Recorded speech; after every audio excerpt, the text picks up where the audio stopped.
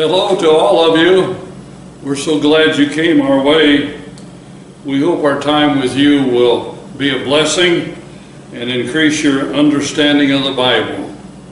If you would like to donate and help grow this ministry, please check the options below. And folks, we will send you a free copy of our booklet, Training Your Children in the Way They Should Go. Thank you so much. And now let's enjoy some questions and answers from the Bible. Yes, indeed, we're back from our country chapel just outside of town. Yes, indeed, it's Matthew, the great, wonderful book of Matthew that tells the story of Jesus. We have all these questions and answers. You have read ahead. And I want you to know before we ask very many questions that this is a heavy book or chapter because it's the beginning of the Sermon on the Mount. So Jesus goes up into the mountain, and when he is set, the disciples gather and he speaks to them. And that's exactly what we're doing tonight. In our chapel here, I'm sitting, Nancy's sitting. We're ready for questions and answers. And here we go. Question number 1. Where and how did Jesus teach the Sermon on the Mount? Very casually. He went up on the mountain and sat down and said, "Gather around." Yes, indeed. I think, pardon me, that some of we preachers are stuck behind the pulpit and think that it has to be that or nothing else. But from what I can tell in the scriptures, there was more taught in the casual way daily in the temple and from house to house than from behind a pulpit. Now, in the synagogue, the years past, they had what was called the mosaic or the Moses seat. And the ones who read the scriptures would sit there in the Moses seat, and those good old seats were made out of stone. So I like mine better than those. Anyway, here we go. Here we go. Question number 2. Please complete the following. Blessed are the poor in spirit, for theirs Theirs is the kingdom of heaven. How about that? Blessed are the poor in spirit, referring to the humble, those who have a humble opinion of themselves. Have any trouble with that? I guess not. For theirs is the kingdom of heaven, which is going to be opposite of the earthy things that is experienced here. Next question. Blessed are those who mourn, for they shall be comforted. Those who mourn. Why? Primarily mourn over their sins. You know, attitude is so much, and it's important that we take the right attitude towards our sins, because those are the breaking of God's laws. Those are what have insulted God, and those are what have separated us from God. So we need to be of the right disposition, and then we will be comforted. And that's why we have these questions and answers. You learn the Bible. They set you free from so much. Then you realize and experience spiritual comfort. Next question. Blessed are the meek, for they shall inherit the earth. Inherit the earth.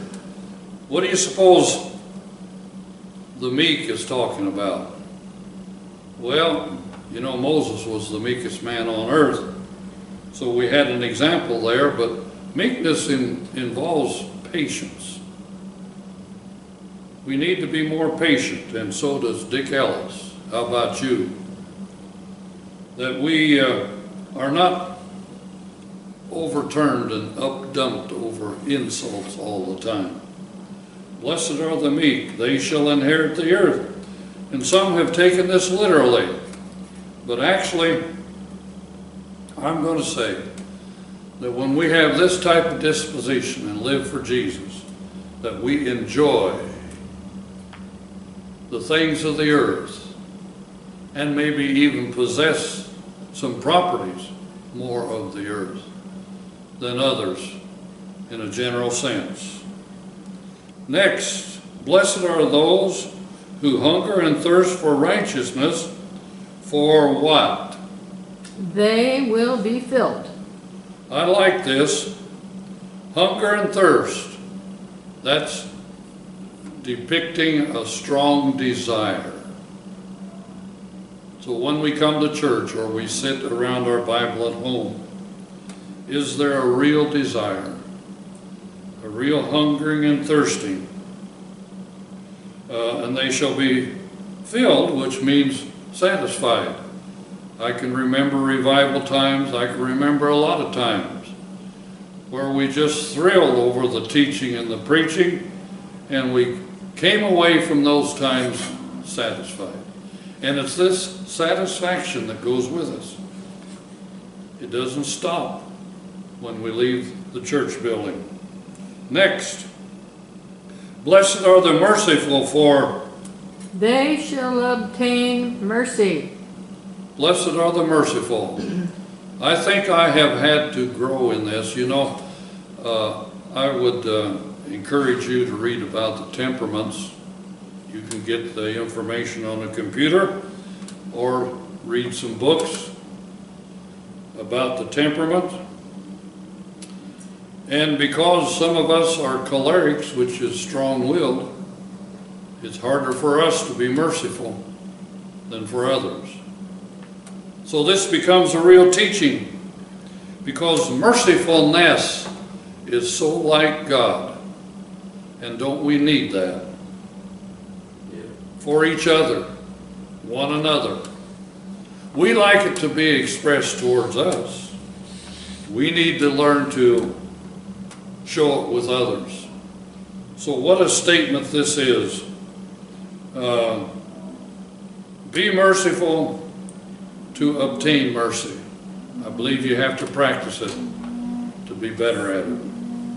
Well, let's see here. One more. Blessed are the pure in heart, for they shall see God. They shall see God.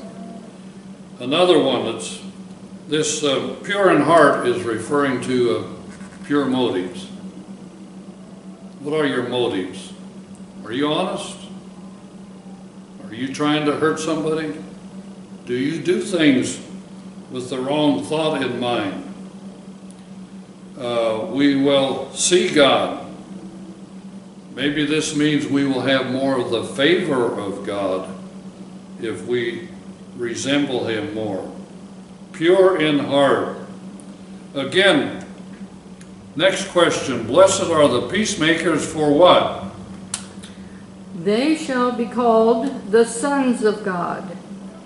Peacemakers. You know, it's so easy to, I hardly want to say it, but to enjoy strife. You know, it seems like some people are not happy until they're creating some unhappiness. But we're to be peacemakers. We are to prevent strife. And in this way, we resemble God. Next, blessed are those who are persecuted for righteousness' sake. For what? Theirs is the kingdom of heaven. Right. Persecuted for righteousness' sake. You know, so many times in life, we get, what should I say, beat on, banged on, said things about, because we're trying to live the righteous life. But theirs is the kingdom of heaven.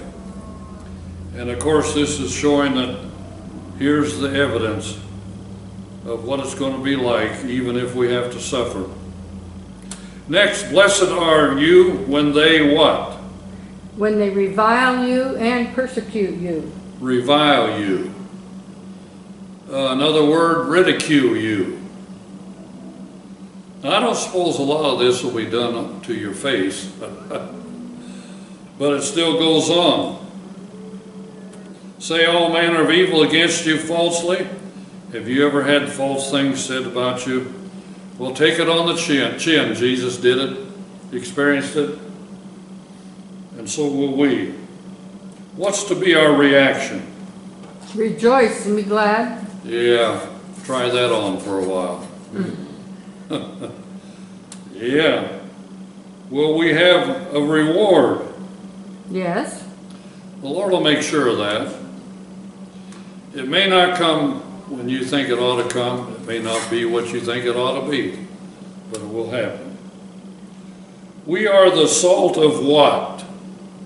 We are the salt of the earth.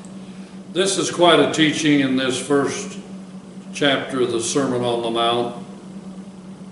You see, by our prayers and by our example and by what we talk, we do help the world. We keep it from corruption. And that's what salt is for on our food. It flavors. How about that? And it can be used to keep from spoiling. So we are to do this and think of what the world, how corrupt it would be without the many Christians that are out there. And you and I want to do our part to salt the earth. Yes. We are the light of what? Well, we're the light of the world. Just like Jesus. Just like Jesus. How dark would it be spiritually if the Ten Commandments were not taught? If the teachings of Jesus were not presented? If the rest of the scriptures were allowed to be lost? What would this, how much light would there be? When the light goes out, it gets dark. And the Christian influence is the light of the world. Next, where do we not put a lighted lamp? Under a basket. Under a basket. Or anything. Yep. Now, this, it says, where is it here? The light, we don't put it under a bushel. There it is in verse 15. Now the Greek measurement for this is a peck, for what that's worth. So we don't take a light. Now I grew up in the days when we had kerosene lights. It was quite limited, but we made it. Then we put a one bulb in each room, and that helped it a whole lot. Then over the years, we've increased that in our homes and put lights outside and up and down the street. So, and by the way, in the early history of America, when they started to invent lights and put them out on the streets, people were against it. Really? But the man who was for this started putting one out and just letting it be, and the people fell in love with it, and it went from there. Anyway, be that as it may, you just don't hide your light. And hey, can I say something here? Don't hide your Christian light. Do you know it's been said that 95% of church members never win a soul to Christ in their lifetime. What do you think of that? I'm sorry for that. So let your light shine so that somebody else can end up glorifying the Lord. What is the reason for us to let our light shine? Well, it's so that others can see our good works and they can glorify God. Light the light, and people like light. What do you think when the street light goes out in your neighborhood?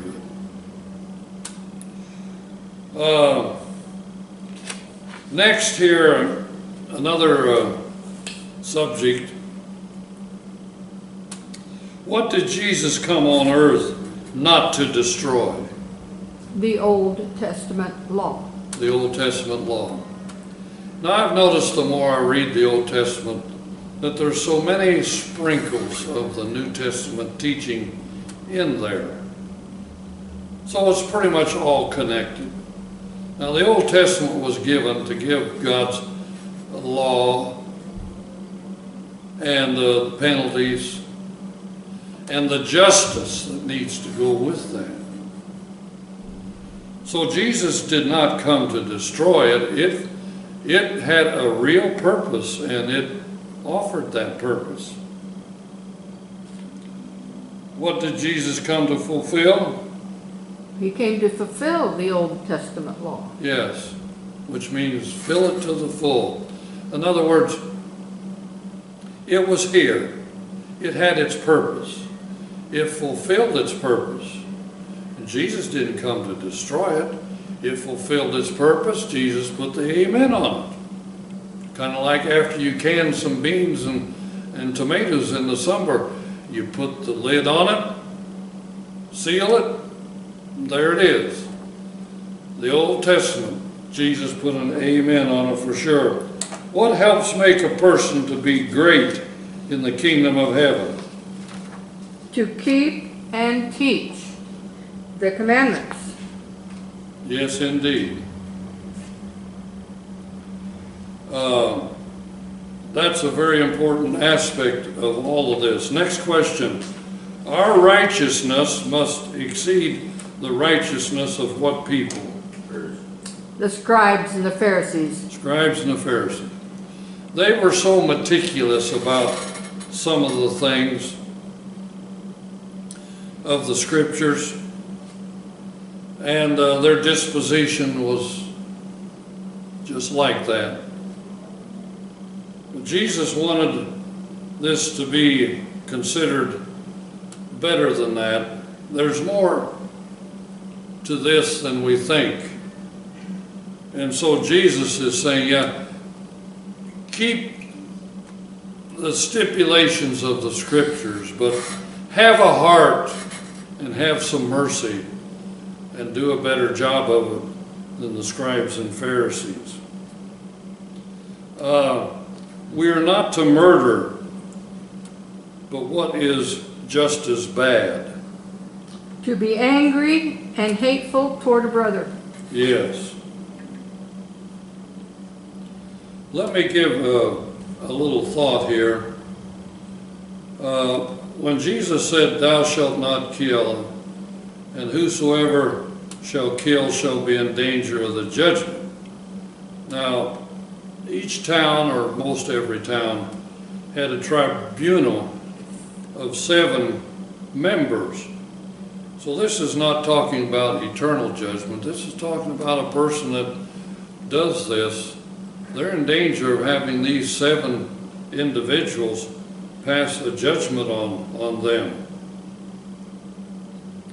And then he adds, "But I say unto you that whosoever is angry with his brother without a cause," now that means there needs to be an offense and an injury that's worthwhile. Just don't get ticked off about anything that comes along. Danger of judgment. "And whosoever shall say to his brother, Reka." Now our word for that is stupid. So when we call somebody stupid, we're kind of in danger of something. And the reason why this is important to think about, because when we get to the place that we call somebody stupid, we have allowed our disposition to get to that place where we might harm or kill someone. And that's not good. And Jesus went to the heart of things and said, cut it off at the roots. And that's why this is important to think about. What are we to do when we remember at worship a person has something against us? We are to leave worship and go be reconciled Yes, indeed. to that person. Now here's another teaching that I want to take a little time for and want you to think about.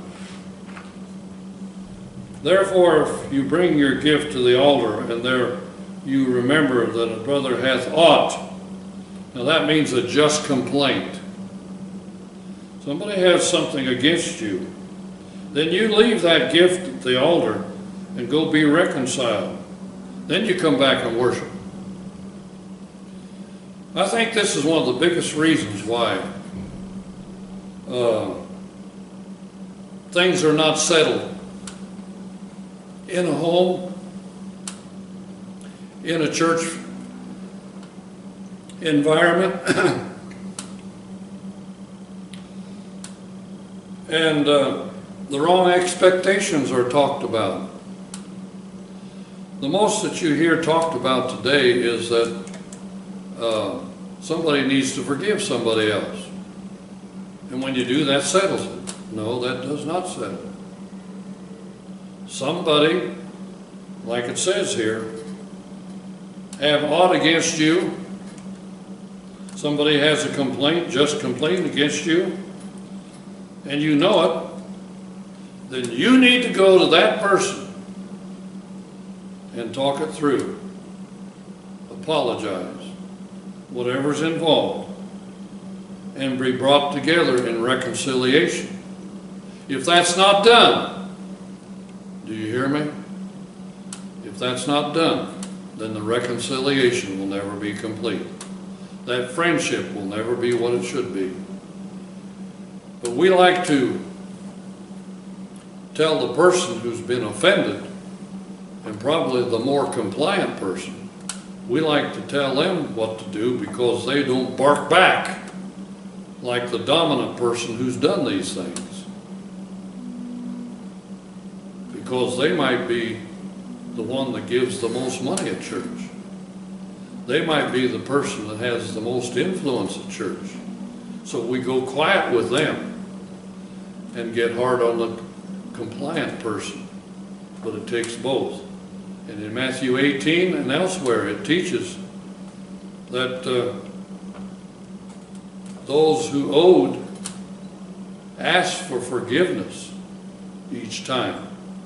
So this is important to think about to complete everything that's involved here. And how many people sit in the pew and never make things right and yet take communion?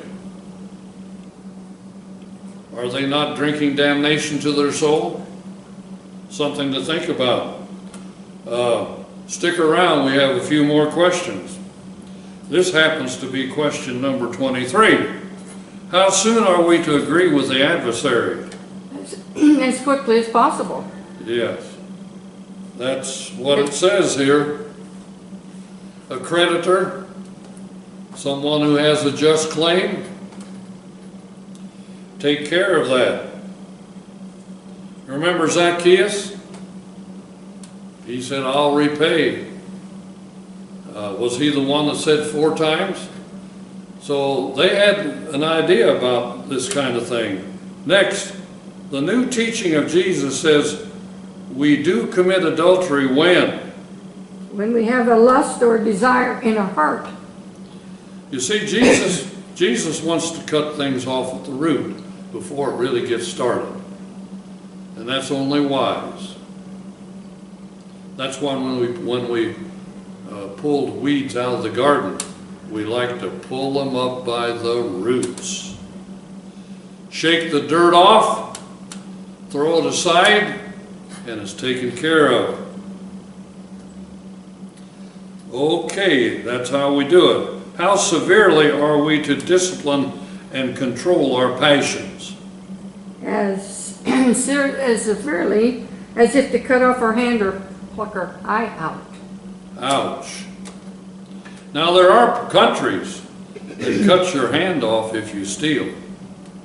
I don't know if this is what Jesus is trying to tell us, but I'm going to say this, that he's telling us to go after the thing that is troubling us and is a temptation to us. Go at it as severely as taking out the eye and cutting off the hand. Now, do we tackle things that severely? That's a part of resisting the devil. And believe you me, I have an idea that if you pull up sin by the roots like this is talking about, that you'll have a lot less problem with the problem that's probleming you. Okay? Next question. What is the only just reason for divorce as explained here? It says sexual immorality. Yes. Now, I can be or not be an authority on marriage. I mean, I've had my experiences, and so has Nancy and us together, and we've been to some seminars, and there's some things that you can definitely do to make marriage possible. And I don't suppose we need to go into anything in depth here, but a whole lot of what we can do, like the wife is to be a helpmate to the husband, and the husband is to love and protect the wife. And I say one of the biggest things that can be done in any marriage is the golden rule.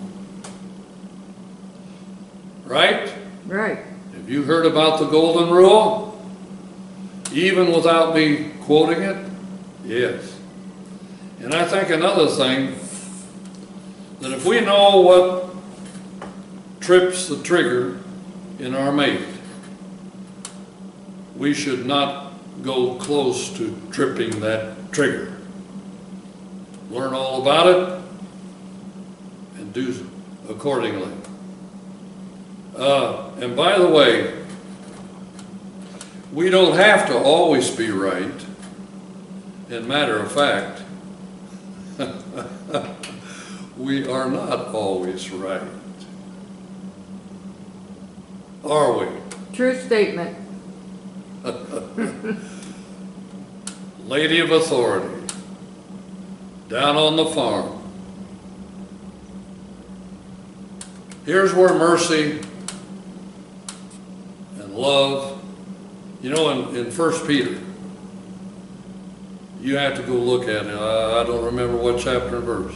It says, love covers a multitude of sins.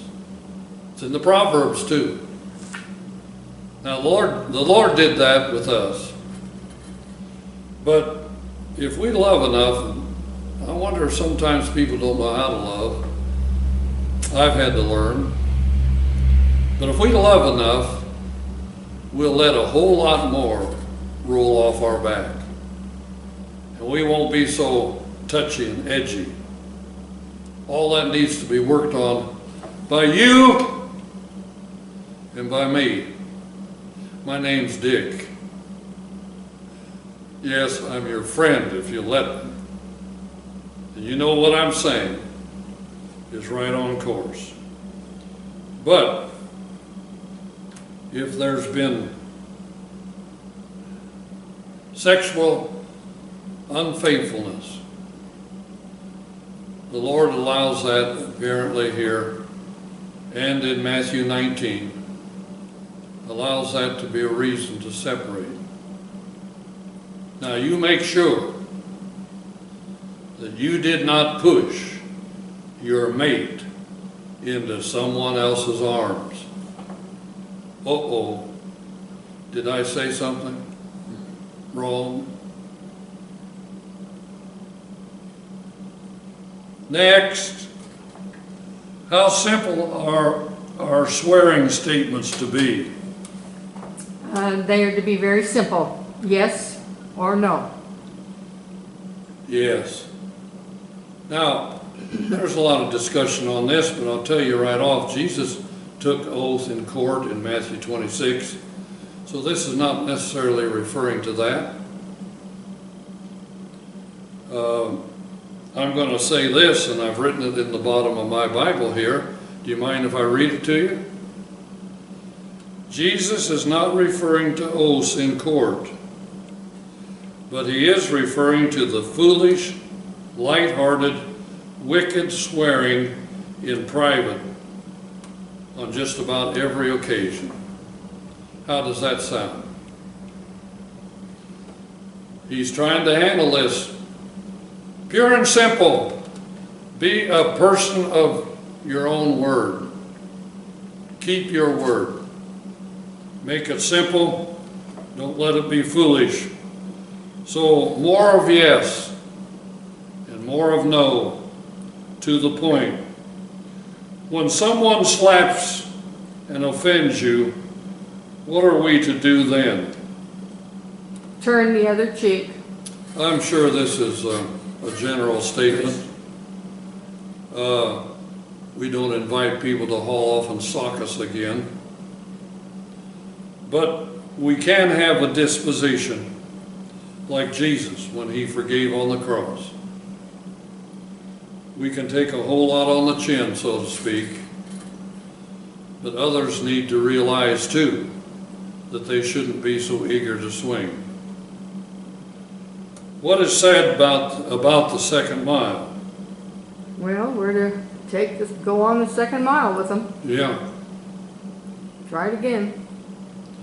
Now this stems from the teaching back then of when the Roman soldiers marched through the town.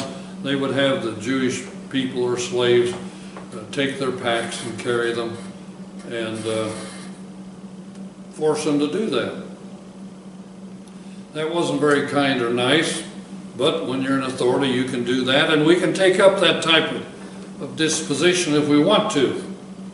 But the Lord's trying to tell us that we are willing to do the extra, we're willing to do the excellent, going beyond what is normal. And believe me, in time it pays. Maybe it won't seem like it every time, but it will pay. We're getting close to the end. What is to be our attitude toward our enemy? Be as congenial as you can and show love. We know that if we don't forgive, the Lord's not going to forgive us. And I'll sympathetically say, folks, we've all been through the ups and downs, the hard knocks of life. And I expect other people have had to forgive us too, and maybe things we don't even know about. But it does draw upon us very definitely to be more and more forgiving. Here's where our mercy comes out, because we're going to need that on the day of judgment and throughout life. So this is how we are to treat those who have not treated us right. It takes time, I'll guarantee you that. But over a period of time, we're to learn to be more congenial and have a heart that can accept all that. Very last question of chapter 5. When we do treat others, we become more like who? Like our Father in heaven. Yes, that's why the last verse says, "Be ye therefore perfect," or let me add, complete. Be therefore more complete, even as your Father which is in heaven is so perfect, yes, and complete. So thank you, Lord, for this good teaching. I love to go through the Sermon on the Mount, and I hope you do too, and join us the next time. This is where we're going to learn and be renewed in thought. This Sermon on the Mount that has helped so many, and it will help you too. So why not? Learn the truth that will help make you free in so many beautiful ways. And we'll be back. You come back the next time and listen in